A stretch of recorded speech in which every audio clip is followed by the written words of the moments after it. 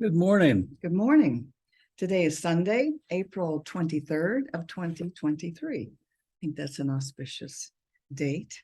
And our topic this morning is eternality, a good thing or bad? And so let us begin with an opening affirmative prayer. Yeah. And so, if you'll join me, please, let's know together that we honor the one source of all life, the one creative intelligence, the one infinite love that is everywhere present in every bit of creation and the entire universe, and all of the galaxies and every speck of sand. It is everything that has been created and is being created. So we know this creator to be our Father, Mother, God, whatever we choose to call it. The most important thing to know is that it is also in us, that we are part of this one grand creation, and we create our lives in the same manner that it is created, that everything is created. And we know that it begins with the idea, with the thought, we see it manifested, and it appears in good time. And so we give thanks for this knowing. We give thanks for knowing that we create our lives. And what a wonderful thing that is, because we don't want anybody else creating it for us. And so when we understand that, we know that we can change whatever we might want to improve. We give thanks for this knowing. We release it to the universe. And together we say, and so it is. So I'm going to let Bob start. I'm going to let him. Yeah. Bob will start. This is so exciting. Bob will start. How long can I talk? He had this brilliant idea, yeah. Which he does many of. Yeah, we talked before we're going to do. We pick a topic, and then we immediately know that when we pick the topic, we have no idea what we're going to say, and then we actually think that there's nothing to talk about, and we try to pick another topic. But in this case, the thing that came to me was eternality, good or bad. And I thought, well, that's an interesting topic. What would it mean if we do live eternally? We really got that. We have eternal lives. And I was looking for some sort of framework to put this into place in, so that we could all work with it together. And what I came up with is, what is the movie? Groundhog Day. Yeah, Groundhog Day, the movie Groundhog Day. And I'm going to do a deep dive into Groundhog Day today with it. It's a movie made in 1993. And 30 years ago. Yeah, I can't believe it's hard to believe. Bill Murray was in it, and Andy McDowell were the stars in this. But what I want to look at with this movie, it just is. If you haven't watched it, you got to watch it. It's an incredible movie to see again, but through the eyes of a spiritual inquiry. Right. Bill Murray is a critic, a cynic. He's frustrated weatherman, frustrated with his job, frustrated with life. Life isn't giving him anything. And so he withdraws from it. He is not capable of romance or relationships or anything else because he's so self-centered. And his self-centeredness is focused on, why isn't the world the way it needs to be for me to be happy? Why can't I interrupt a second? No, I'm going to do this. They gather together, all of the characters gather together for Groundhog Day, because he's the weatherman and he's to announce whether it's going to be a longer winter or not. And he hates it. He alienates everyone. He hates little towns. He hates most people, and he hates the groundhog most of all. And so he goes to bed that night, and when he wakes up in the morning, it is the same day over again and over again and over again. And so every day that the day repeats itself, he becomes more and more upset. He tries killing himself in a variety of different ways, none of which work successfully. And what you see is this battle with, why can't the exterior world make me happy? Why can't the exterior world give me what I need? And we are so tantalized by and seduced by this outer world that it's easy for us to forget the inner world, and that inner world is where change really takes place. So in the movie, and I want to pay attention to this, he is no longer a victim of the day. He now begins to own the day. He makes a decision. And the power of that decision is that he will live each day as an ongoing educational process. He will learn and learn and learn. So he takes piano lessons. Wait, I gotta interrupt. First of all, he takes advantage of it since he knows he'll wake up the next morning Oh, yeah. and get to do it all over. He abuses everybody even worse. He hits them, he belittles them, he does all kinds of Nasty obnoxious things, yeah. nasty things, because he knows he's going to wake up the next morning and nobody will remember and it'll start all over again. But that turns out to be not very satisfying to him.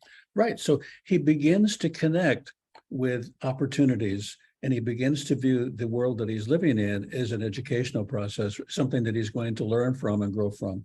He begins to embrace every day, even though everything is identical, every day the same. What isn't the same is his consciousness.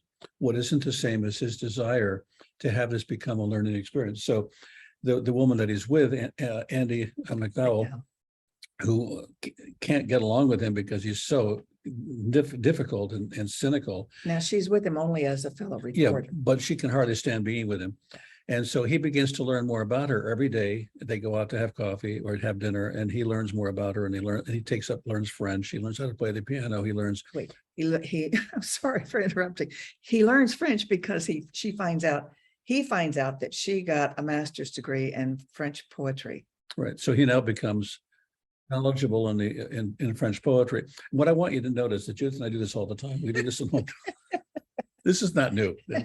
But Bob, okay, we can do this. But he embraces each moment as an opportunity to learn and to grow. So he's facing eternality. He's facing an eternal life of opportunity, even though everything is the same. Because the only thing that's not the same every day is you. The only thing that's not the same every day is your consciousness. That, when you think about it, that's huge. I go to work every day. I drive to work almost the same way every day. I talk to a lot of the same people nearly every day because in mental health, people like us so much they come back again and again. So it's really interesting how similar every day is. And yet every day is an extraordinarily new opportunity for brand new learning. What do you bring to this day? What are you bringing to your occasion of life to have it be an exciting adventure? It has to come from in here. And we typically are unfortunately sold on what's out there. You want to say something? I will. I'll say something. Most of us, when we get into this teaching, we're unhappy. Most of us don't come to this teaching because we're gloriously happy with life. There's always usually someone or some ones we would like to change in order for us to be happy. They just don't behave. And so the first thing that I learned was Raymond Charles Barker even had a little booklet that sold in the bookstore when I started going, and it's called How to Change Other People. Well, I had a couple of other people I really needed them to change. And of course, the content of the book was basically, you can't change other people. The only person you can change is yourself. As in the movie, you can't change the day. You can't change the things that are going to happen during the day, but you can have a different relationship with them. And that relationship can be enriching, empowering. It can be extraordinary, even though, in fact, what can be wonderful is having the same things happen every day that don't get in the way of your being creative and imaginative with your day. Right. And in other words, there may be things about the other people that would be beneficial for them to change for themselves, but that's really none of your business. Your only business is, how do you need to change to be with this? How can I be more? How can I be and if you can't, then you need to not have them in your life. You get choice about that too. Sometimes, not usually children, but sometimes you can make that choice, and you may need to make that choice. But it's better than sitting around whining, wanting someone to change, to make you happy. That's just not where it's at. Yeah, the power to change your mind and to become a better mind manager is there all the time and constantly there. Viktor Frankl, and I've said this before, but I have to go back to it. It's so incredible to me. Viktor Frankl, who's in a concentration camp, who has nothing, who is walking to his labor camp duties. Well, can you tell him what his profession was? No, you tell him. Well, wasn't he a psychiatrist and a theologian? Yeah, right. So he's walking to his labor camp and barefoot in the snow. And he's imagining sitting before residents, psychiatrist residents, telling them what he's learned and how to do what they do. And here's the interesting piece. He never gets frostbite. Okay, so, this is literally a mind over matter, or mind in relationship to matter, and we can change that relationship. How we relate to the matter of life and how we relate to the matter around us at a cellular level, we can actually impact on that. Now, why that's also important is even if everything is going to stay the same, so it seems, nothing is going to stay the same. Everything is in a constant state of change. I would like to add a little more detail to it. Besides his wife, who also went to the labor camp with him, she went to another place. But besides his wife, the most valuable thing to him was the book he had just written. That he had an inside of his jacket. He sewed it into the bottom of the coat. He sewed it into the lining of the coat. And of course, what happened? The name of the book was Man's Search for Meaning, because this was during World War II, of course. And people were asking, what is the meaning of life if we have all this man's inhumanity to man? What is the meaning? And so that's what the book was about, Man's Search for Meaning. And the first thing they took from him, of course, was the coat. Nobody got to keep their coats. So he lost his book. And another thing that he did his whole time in the concentration camp was rewrite the book in his head. That's what he filled his head with. Yeah. So he could remember to write it again. And so every day, even though he was behind a barbed wire fence, and even though he was practically without clothes and was practically starving, every day he got up before everybody else did. And watched the sunset. Watched the sunrise and said, right, I got this one. He watched the sunrise. And he said, the sunrise is on the other side of the fence where I am, where freedom is. The other thing that's really, really interesting, and we live in a world often where we believe that we're not enough and there's not enough. And because of that, we're not driven by desire and passion, we're driven by fear and worry. And so one of the things, the takeaways that he had was that he noticed the people who offered food, even though they had practically none, to other people, lived longer than the people they gave it to. Yeah. That is so important. When you think that you have enough to share and enough to spare, your life is different than you think you don't have enough, even if nothing changes. If you think you have $1 million in a bank account that you can't get it for the next 6 months, you probably live very different than if you think you have no money and you're going to have no money for the next 6 months. Even though nothing's actually changed in the physical world you live in, the mental state that you're in, that you're prosperous and wealthy, changes everything. We went to see him at wonderful. At a conference in Los Angeles. Milton Erickson conference. Milton Erickson, he was a great hypnotist, yeah, and psychiatrist. And when he walked in, we thought, oh wow, we didn't realize he was that old and fragile. It was probably 87, 88 when we saw him. That's really old. Well, anyway, we were surprised at how, and he was blind, and so he was, had to get help getting up the platform. But he called his wife his eyes. For the slides. And he had a number of slides set up to show. And so she told him which slide it was, and then he described what was going on at that time. And the more he went back to that time, 1944, 45, he got a little bit younger. His voice got stronger. His voice got stronger. He had power, he had passion. He went back to his age in 44, 45. It was really, he stood up straighter. His voice got stronger.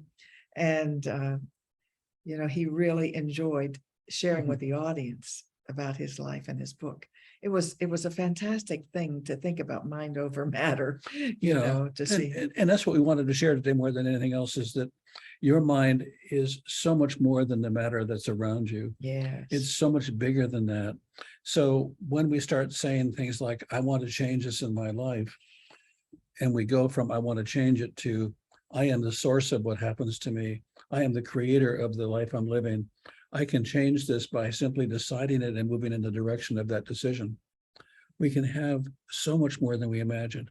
Now, does that mean we're going to have it tomorrow? Tomorrow is relative. But I can tell you that when you decide to have something good tomorrow, it's already alive in you today. And because it's alive in you today, you begin to attract the conditions to support that, and you begin to attract everything around you that is like it.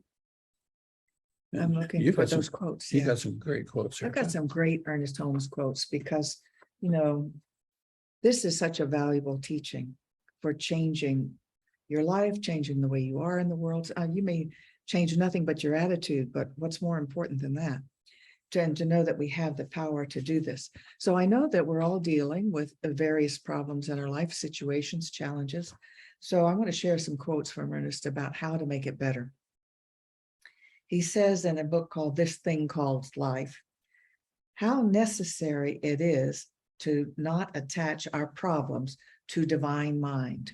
In other words, and I used to think this before I got into this teaching, and I really didn't even believe in a deity at the time, but I would say, what did I do to deserve this, God? You know, what did I do to ever deserve this? Well, that's blaming the deity, isn't it? It's like saying, Not my fault. I didn't create this. Why are you punishing me? So he says, how necessary it is not to attach our problems to divine mind, but to unite the divine mind with the answer to the problem. This means that we rearrange our thinking in such a way that we permit new ideas to flow in. The ideas, fears, and tensions that obstructed this flow are released. The stream flows free again. God is the answer to every human problem. So what a reminder for us that whatever our problem is, God can really fix it if we know how. It doesn't get fixed by begging and pleading God to please help us. We help ourselves by doing just the creative process. We think about the answers. So we quit thinking about the problem, we think about the answers, and then we enjoy daydreaming about those answers. It's called visualizations. We visualize ourselves happy in a certain circumstance, and you don't really even have to change a circumstance. Well, you just change your attitude about the he circumstance. says this in the most elegant way. He says, he doesn't say change your mind. He says, rearrange your thinking. Yes. Rearrange your thinking. And I'm taken back to think about the answers. Yeah, I'm taking back to taking that piece of my artwork to the framer, picture framer, and having them look at my piece of art with different frames and different mats, and how it profoundly changed the way I saw the art. And the first thing that the framer would always say to me is, you need to give the art some space. You need to give the mind that you want to see expanded some space to expand. And you need to think about how you're framing your thoughts and how you're framing your ideas and how you're framing your experience. And if the frame that you have been using is limiting or obstructing the very thing that you want to see. But it's a wonderful way of saying it's just to rearrange it, just rearrange the thinking, rearrange the words. Think about the solutions, not the problems. Yeah. So, and that also takes you, like, as we were speaking about last week with Jill Bolt, Taylor, and her book, her newest book is Living Whole Brain, living with your whole brain. And it's talking about the 4 different parts of left and right brain hemispheres. And when you think about solutions, when you think about being happy, that will put you in your right brain. That's the creative brain. And then the solutions can come to you. If you're just going to think about the problem, you're going to be in the left brain, which is thinking about horrible things that have happened to you in the past and what you fear will happen in the future. And that will just keep you in a circle of worry and upset and unhappiness and poor me.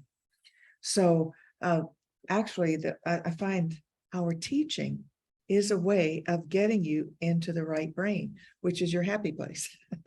That's your happy place here and here, because this is the feeling place. And the feeling place in the right brain, lower brain, is one of bliss. As a matter of fact, Jill's name for it is love. So that will help you get to the solutions. I have another quote or two here. So this is from the book, The Science of Mind by Ernest Holmes. Releasing the weight of past limiting beliefs and judgments frees us up to rise up in faith, which is mental assertion, elevated to the plane of realization. Now, I might have to define some of those words, but the weight of past limiting beliefs and judgments are things like, I'm not good enough, I'm so bad I need to be punished, I never have been successful at anything, all the negative Yeah, self-talk. nothing works for me. And everybody's mean to me. My family doesn't understand me. All of that stuff. That's all left brain stuff. He said, frees us up to rise in faith, which is mental assertion elevated to the plane of realization. Realization means realizing the truth of your oneness with God. Mhm. So that can take you to that elevated place of realizing you're one with God. Now, when you're one with God, what can be wrong with you or your life? Right, so I want to go back and say there's a transition piece here that we can talk a little bit about, and the transition is we don't want to make the left brain a bad brain, No, or make it wrong. What it's the left, necessary, what it's yeah. doing is it's sorting, filing, cataloging, categorizing, naming, organizing, so that you have access to a body of information that is extraordinary and really valuable. And you need it to be human. Absolutely. But see, once you've gone through, and I'm going to use an example of, I took a group of people on a nature walk, and one of the persons was terrified of coyotes. And she kept saying, are there any coyotes here? And I said, there's no coyotes in this area. Yeah, well, I know, but I'm looking for them. What she didn't realize is that she was looking through the eyes of fear of a coyote, and she saw nothing that was going on around her.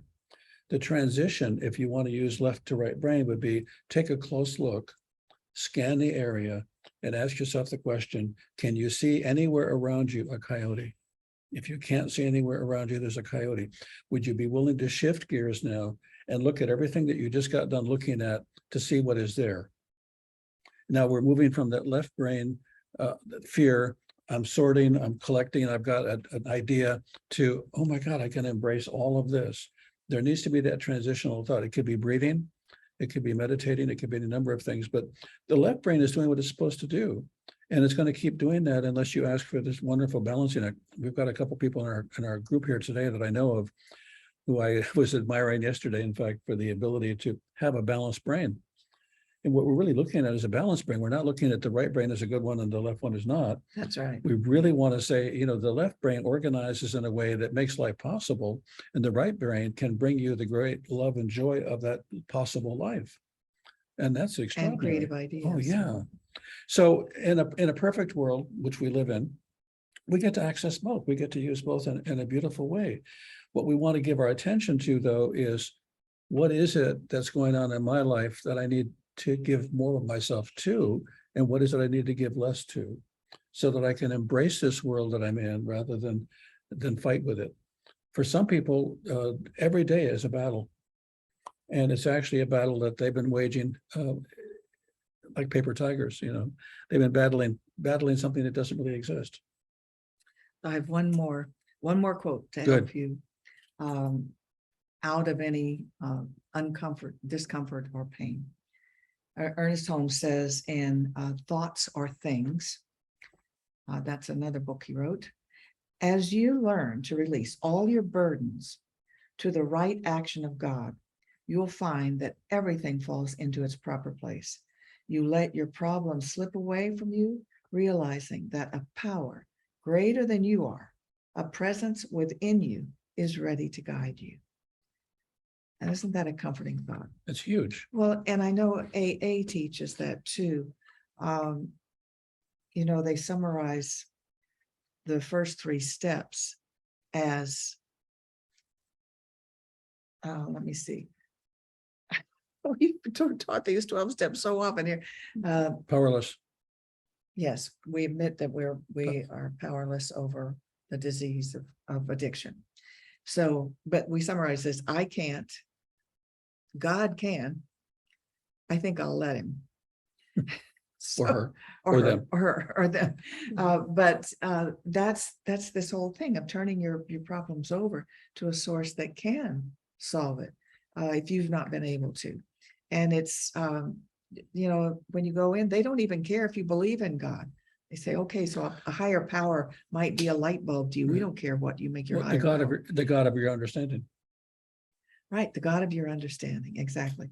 But there is huge release into turning your burdens over, because we believe that that higher power will then give you what you need to stop it. It doesn't suddenly release you from any desire, but it might be having you return to the Mhm. 12-step meetings over and over and over to give you what you need.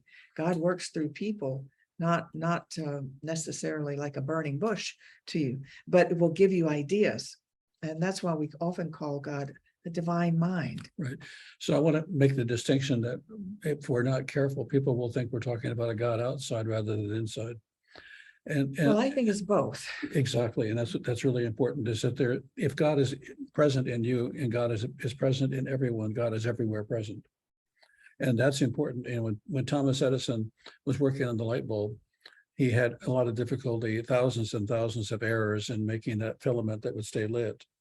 And so what he would do is sit in a chair with a ball bearing in his hand and a bucket next to him and take a nap. And when the ball bearing would fall out of his hand, he'd wake up and see what he was dreaming. And what he dreamed the element that he needed, the filament that he needed. So he turned it over to something greater than himself, something internally greater than himself, what we might call the source, one's own source self. Haven't he tried like 900 different? Yeah, in fact, he got in trouble for taking so many naps.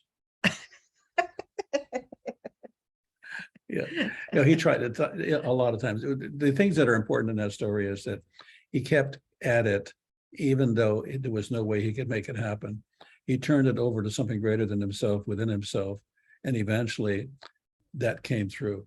And the good thing is that even if he had done it without taking all those naps, he would have been a lot more tired. So, speaking of keeping at it, I just want to bring people's attention to the art behind us, because that's one of Bob's early works. Can you turn the chandelier on so they can actually see it? 1971. 1971, and it's a white on black. Oh, they're still bouncing. You can't help it. Yeah. We can't get the chandelier totally out of the picture. But the Shah of Iran bought this piece. Did you say it was his was colored? No, same one. Same one. He Yeah. bought this same Yeah. one. And it's Bob has just kept on and on and on. And of course his art has evolved.